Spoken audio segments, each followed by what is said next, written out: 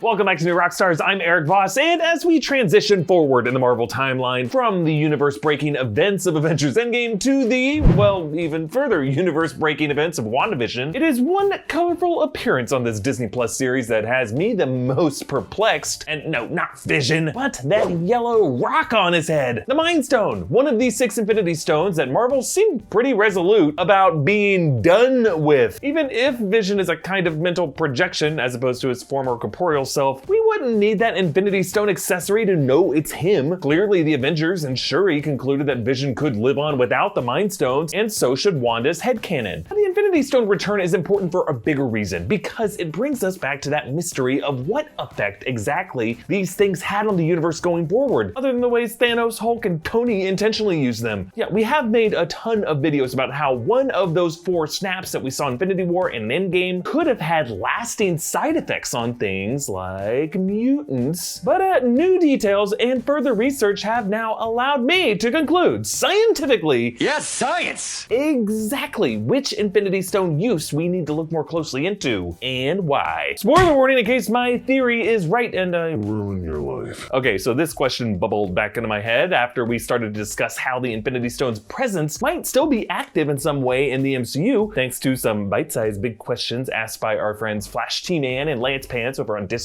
Avengers Endgame opened with the Avengers discovering that Thanos had used these stones again on his garden planet, which they discovered was for the purpose of destroying the stones themselves. The universe required correction.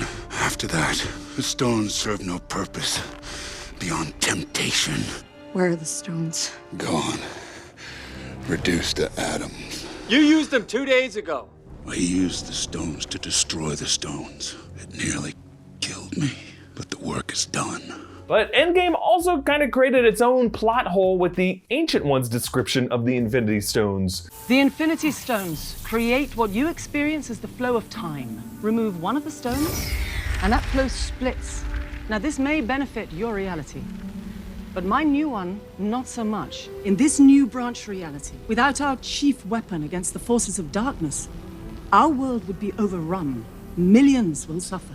So, they gathered alternate versions of the stones from the past, used them to snap everyone back, and snap Thanos and his forces dead, and then Cap returned all those stones back in time, leaving the present-day MCU exactly in the stone-less, darkest timeline that the Ancient One warned us about. Whoops! These are confusing times. But then, after the movie came out, the directors thankfully did a Q&A clarifying this plot hole.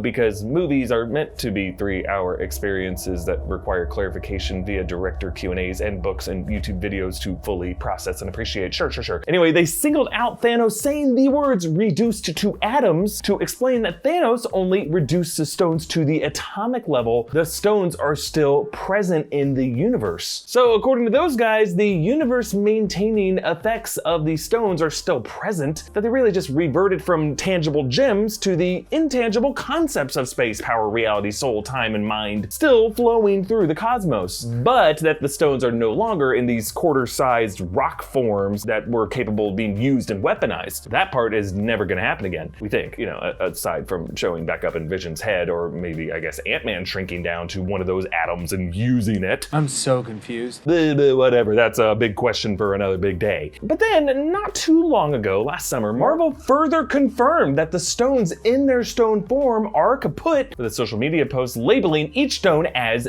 destroyed. But we are left with the Russo brothers' explanation that the effects of those stones remain an ever-thriving, ever-tinkering, ever-evolving force of nature. So how exactly does that effect continue to poison this universe? Well, thanks to science, we finally have answers. Okay, so when we talk about how the Infinity Stones work, Marvel has given us a specific language to talk about it with: science. From the very beginning, these Infinity Stones have been classified as radioactive. They emit a specific kind of radiation, gamma radiation, the same kind of radiation that turned Bruce Banner into the Incredible Hulk, which is why S.H.I.E.L.D. worked with Banner to use quantum spectrometers to track the Tesseract, aka the Space Stone, back in Avengers. How many spectrometers do you have access to? How many are there? Call every lab you know. Tell them to put the spectrometers on the roof and calibrate them for gamma rays. And then Banner reminded us of this link between Infinity Stones and gamma radiation in Endgame. But the radiation's mostly gamma. It's like I was made for this.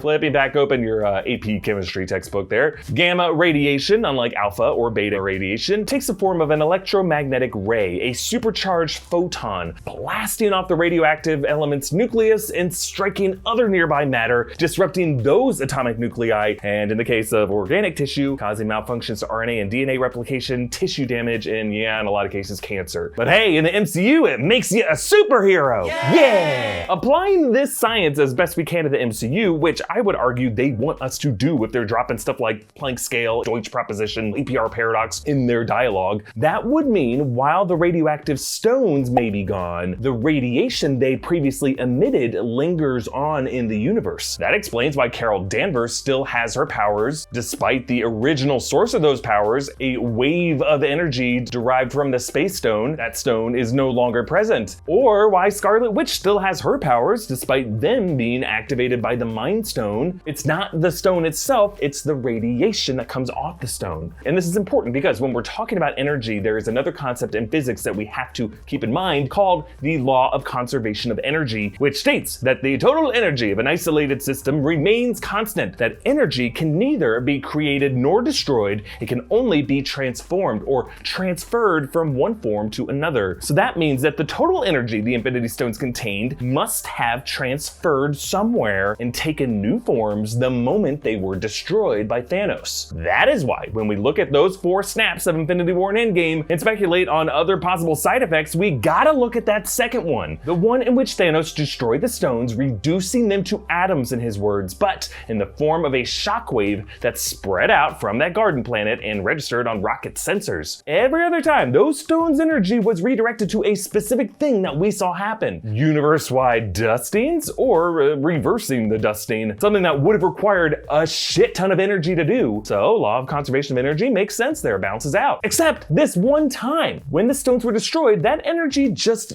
spilled somewhere. And we didn't see what it did. And assuming that shockwave was made of gamma radiation, according to that law of thermodynamics, all of the cosmic energy contained in those 6 stones, the ability to teleport, to telekinetically move matter, to fire energy blasts, to mind control, to create time loops, to manipulate all of reality, all of that must have transferred somewhere, maybe into someone or someones. And that is why this remains such an important potential clue explaining how groups like the mutants could suddenly exist in the MCU. Mutants whom we know from comics can teleport, can telekinetically move matter, can fire energy blasts, can mind control, can manipulate time and reality. Now, if you've watched past videos, you know that I've wagered small numbers of mutants might have already existed before all this, with people born with a natural dormant X gene, explaining why the Maximoff twins were chosen for experimentation to begin with. That relatively new Wakanda Files book made it very clear that the X gene plus Infinity Stone radiation yields powers. But this universe-wide floodgate of gamma radiation was a unique one-time event that, according to the Russos, had lasting consequences, at least on an atomic level. Therefore, the full destructive power of the Infinity Stones, despite no longer being capable of being wielded in stone form, nonetheless must have been, according to science, redistributed in the MCU's greatest trade-off, and a new wave of superheroes may have just awoken. Ooh, by the way, if you like this shirt, it is one of many amazing options available for purchase at our new merch store, newrockstarsmerch.com. We got hoodies, jackets, masks, all kinds of great original nerdy designs. Subscribe to New Rockstars, hit that notification bell, follow me on Instagram at Erik Voss, follow New Rockstars. Thank you for watching. Boom!